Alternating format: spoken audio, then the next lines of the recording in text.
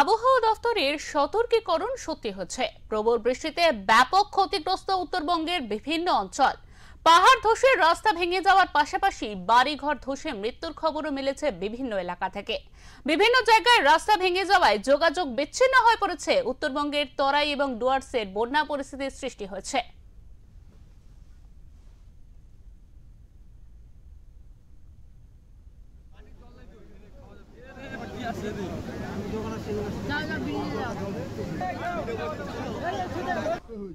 এটা আজকেই হচ্ছে এরকম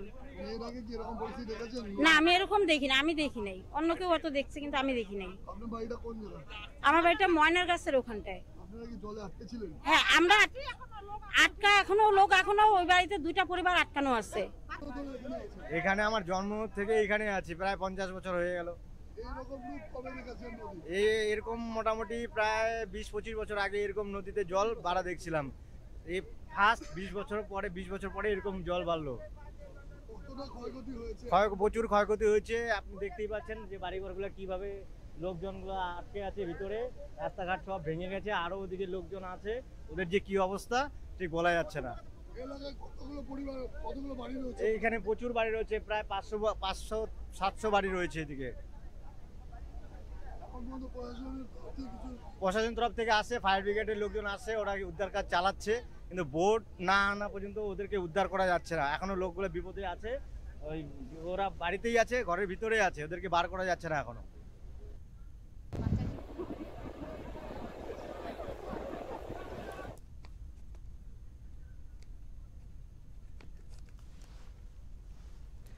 রাতভর বৃষ্টির কারণে প্লাবিত হয়েছে শিলিগুড়ি মহানন্দা সংলগ্ন পোড়াঝাড় এলাকাও। এলাকাবাসীদের অনেকেরই ঘরছাড়া। গতকাল রাত থেকে প্রবল বৃষ্টির কারণে মহানন্দা নদীর জল বাড়তে শুরু করে। রাত 3টের দিকে শিলিগুড়ির কাওয়াখালী এলাকার বাড়িতে বাড়িতে জল ঢুকতে শুরু করে। বাড়ির ঘর ছেড়ে প্রাণ বাঁচাতে এদিক ওদিক ছুটতে থাকেন এলাকাবাসীরা।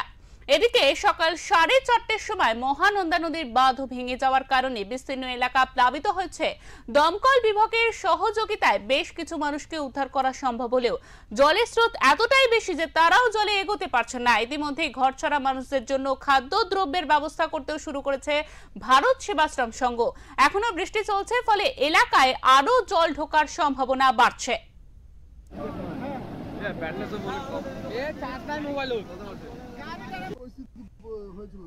পরিস্থিতি বলতে তো আমি তো অটো নিয়ে ঘুমাইছিলাম, ঘুমা থেকে আমাকে মোটামুটি একজন ফোন করলো। ফোন করাতে আমি 3টার দিকে আসলাম। 3টার দিকে জল মানে অতটা ছিল না, এখন বর্তমান জলটা প্রচুর বেড়ে গেছে। এখন জলটা আমরা স্রোত প্রচুর আছে। এখন এই জায়গাটা ভাঙাতে জলটা ওদিকটা অনেকটা কমে গেছে। তো মোটামুটি ওদিকটা এখনো প্রচুর কারণ আছে, অনেক প্রচুর লোক আছে এখনো, বলে 700-800 লোক এখনো আছে ওদিকে। এখনো পর্যন্ত আছে, ফায়ার ব্রিগেড স্যার আসছে, এখন তো আর কাউকে দেখছি না।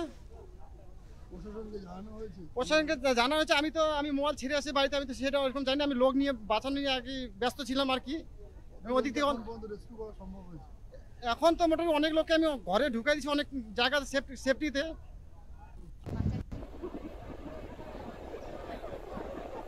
আমি station officer Rajib Kumar Kundu, OC Phulbari fire brigade.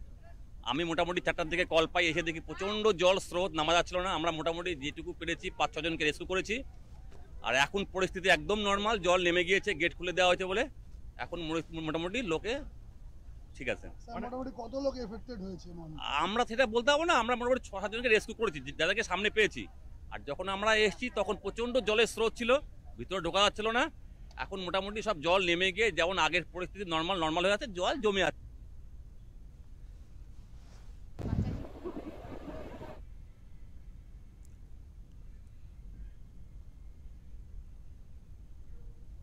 আমাদের সঙ্গে ইতিমধ্যে টেলিফোন লাইনে রয়েছেন আমাদের প্রতিনিধি অরূপ পোদ্দার। অরূপ, ইতিমধ্যে কিন্তু আমরা সেই বন্যা পরিস্থিতির ছবি দেখতে পাচ্ছি আর ওঙ্কারের পর্দা, এবং মানুষেরা যারা কথা বলছিলেন সংবাদ মাধ্যমের সঙ্গে, তাদের পিছনের যে আমরা ছবিটা দেখলাম সেটা কিন্তু অত্যন্ত ভয়াবহ একটা দৃশ্য।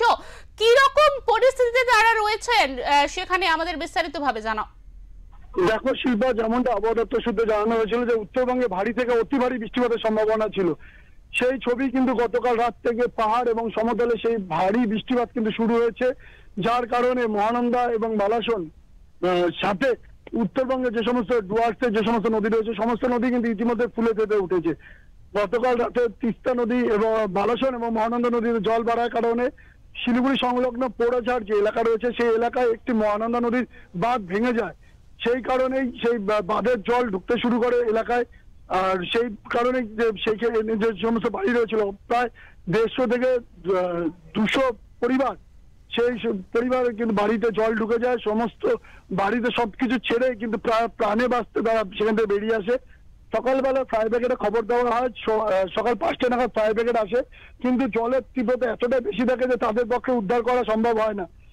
পরবর্তীতে একটু জলের স্রোত কমলে তারা বেশ কিছু মানুষকে সেখান থেকে উদ্ধার করে এবং এই মুহূর্তে পরিস্থিতি রয়েছে জল কিছুটা কমেছে, মানুষকে উদ্ধার করে স্কুলে এবং বিভিন্ন যে সমস্ত উঁচু জায়গা রয়েছে সেই সমস্ত উঁচু জায়গায় কিন্তু আশ্রয় দেওয়া হয়েছে। শিল্পা, একদমই অরূপ, তোমাকে অনেক ধন্যবাদ। আমরা শুনছিলাম আমাদের প্রতিনিধি অরূপ পোদ্দারের কাছ থেকে শিলিগুড়ির যে পরিস্থিতি সেই ছবি আপনারা দেখতে পারলেন। আমাদের প্রতিনিধি বিস্তারিতভাবে জানালেন যে সেখানে কিন্তু একেবারে ভয়াবহ পরিস্থিতি। ইতিমধ্যে সেখানকার মানুষরা প্রাণ বাঁচাতে এদিক ওদিক গেলেও উদ্ধার কার্যের জন্য যে টিম সেখানে পাঠানো হয়েছিল এতটাই ভয়াবহ পরিস্থিতি সেখানে যে তারাও এগোতে পারছেন না।